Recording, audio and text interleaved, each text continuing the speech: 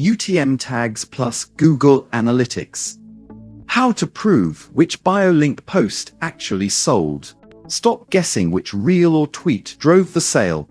A 5-minute UTM habit turns your Google Analytics data into a real attribution report. You post a reel on Monday, a tweet thread on Tuesday, and a TikTok on Wednesday, all pointing to the exact same store, fan link. Thursday, you wake up to 6 sales. Which post sold them? If your honest answer is, no idea, I just post and hope, you're not alone. But you're also flying blind on the single most useful piece of information a creator business can have. Which specific piece of content actually converts followers into paying customers? The fix isn't an expensive analytics suite. It's a naming convention you can apply in under 5 minutes per link, paired with the Google Analytics connection already sitting in your dashboard. Why link in bio traffic looks like a black box by default. Here's the core problem. Your storefront lives at one single URL, store, fan username, and that same URL gets posted to Instagram, TikTok, X, YouTube descriptions, email newsletters, and Discord. Everywhere your audience actually lives. That's the entire point of a link in bio tool. It's one link to manage instead of 10 different landing pages. But that convenience has a side effect. When Google Analytics sees a visit, it usually just sees someone arrived at this page.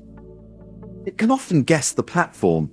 Instagram's in-app browser leaves some fingerprints, for instance, but it has zero idea whether that click came from your pinned post, your story, or a comment reply you left last Tuesday. Every post you've ever made gets flattened into one indistinguishable pile of traffic. That's a real problem when you're deciding what to make next. If you don't know that your day in the life, reels convert at 3 times the rate of your talking head videos, you'll keep splitting effort evenly between both, or worse. Keep making more of the content that feels good to create but quietly sells nothing. What a UTM tag actually is and isn't. UTM stands for Urchin Tracking Module, a relic name from an early 2000s analytics company Google acquired. But the format stuck around because it works, and every analytics tool on Earth still reads it. A UTM tag is nothing more than a few extra parameters appended to the end of your normal link after a question mark. Your storefront link doesn't change, get slower, or look different to a visitor. It just quietly carries extra information along for the ride that only your analytics dashboard reads. A tagged link looks like this: store, fan, username, item source Instagram entered medium social and turn campaign launch week. 3 parameters do almost all the work you need. Item source, where, Instagram, TikTok, newsletter. Item medium, what kind, social, email, paid, and item campaign. The specific push, launch week, Black Friday, evergreen bio. Add a 4th, item content, when you're posting more than once a day and need to tell individual posts apart from each other, not just tell platforms apart. The naming system that actually holds up over months. Most creators try UTM tagging once, get inconsistent with the naming, and give up when the data turns into unreadable spaghetti 3 weeks later. The fix is deciding your naming rules once, writing them down somewhere you'll actually reopen, and never deviating. Google Analytics treats Instagram and Instagram as 2 different sources, so casing and spelling matter more than people expect. Lowercase, underscores, no spaces. Always. Pick one style and never break it. All lowercase, underscores instead of spaces, no punctuation. Launch week and launch week and launch week will show up as 3 separate rows in your report, even though they mean the same thing to you. Building and shortening the links without losing your mind. You don't need special software to build a UTM link. It's plain text you can type by hand once you know the format, or generate with Google's free campaign URL builder. The bigger practical problem is that a fully tagged URL is long and ugly for a TikTok caption or a swipe-up sticker. 2 options fix that. Use whatever link shortener you already like and shorten the full tagged URL. The tag data survives the redirect. It just travels invisibly. Or, for Instagram bio and story links specifically, keep your bio link as your clean, untagged store. Fan username for casual browsers and reserve the tagged, shortened versions for links you drop in captions, comments, and swipe-ups where you control the exact destination per post. Decide your source medium campaign naming rules once and save them in a note.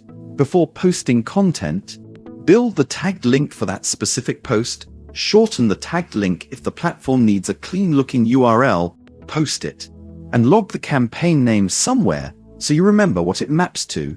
Check Google Analytics 48 to 72 hours later. Filtered by that source or campaign, compare conversion, not just clicks. A source with fewer clicks but more sales wins. Turning tagged clicks into an actual attribution report in Google Analytics. This is where the tagging habit pays off. Once Google Analytics is connected on the Pro plan, every tagged click you send to your storefront gets logged with its source, medium, and campaign attached. And Google Analytics acquisition reports let you break traffic and eventually conversions, if you're tracking purchase events, down by exactly those fields. Instead of one lump number, you get rows. Instagram, social launch week. TikTok, social launch week. Newsletter, email, launch week. Each with its own visit count sitting right next to the others so you can actually compare them. Run this for a month and patterns emerge fast. Maybe your newsletter sends a fraction of the traffic your reels do, but converts at double the rate. Meaning your email list is worth nurturing harder, even though it feels smaller and less exciting than a viral post. Maybe one specific TikTok format keeps outperforming everything else you post. You can't see any of that in aggregate traffic numbers. You can only see it once every click carries a label back to the post that generated it. Traffic tells you people showed up. Tagged traffic tells you why, and why is the only part you can actually act on. A simple weekly routine that keeps the habit alive. The system falls apart if tagging feels like a chore you do sometimes. Build it into the 5 minutes right before you hit publish every single time, the same way you'd write a caption or pick a thumbnail. Keep a running note, a spreadsheet row, a notes app entry, whatever's frictionless. That pairs each campaign name with a one-line description of the post. So, Launch Week Reel 3 still means something to you 2 months from now when you're reviewing quarterly data instead of last week's. Utm source matches the exact platform, spelled and cased consistently every time. Ut campaign matches an active campaign you're tracking, not a one-off guess. The link is shortened if the platform requires a clean-looking URL. You've logged what this campaign name maps to. Somewhere you'll actually check later. You're checking Google Analytics on a schedule, weekly at minimum, not just once and forgetting. If you're not sure your store is even set up to capture this cleanly yet, it's worth a gut check against a live example store to see how a fully built-out storefront, cover photo, product blocks, checkout, looks when it's ready to receive tagged traffic from 5 different platforms at once. A messy storefront makes attribution data less useful because even a perfectly tagged link that lands on a confusing page won't convert, and you'll misread the source as the problem when the landing experience was. The bigger point, you can't sell what you can't see. UTM tagging is a data habit, but it only matters because there's real money sitting on the other end of it. If you haven't actually opened your store, fan yet, none of this attribution work has anywhere to plug into. Go set up your products first, then layer tagging on top once sales start flowing. And if you're already selling but still deciding whether pro-level reporting is worth it, pricing lays out exactly what's included at each tier, including 0% platform fees once you're on a paid plan. For anything you're unsure about along the way, the FAQ covers common questions, and the team behind contact support is there for anything it doesn't.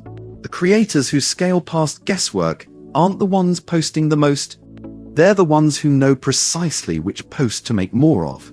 UTM tags are the cheapest, lowest effort way to get there.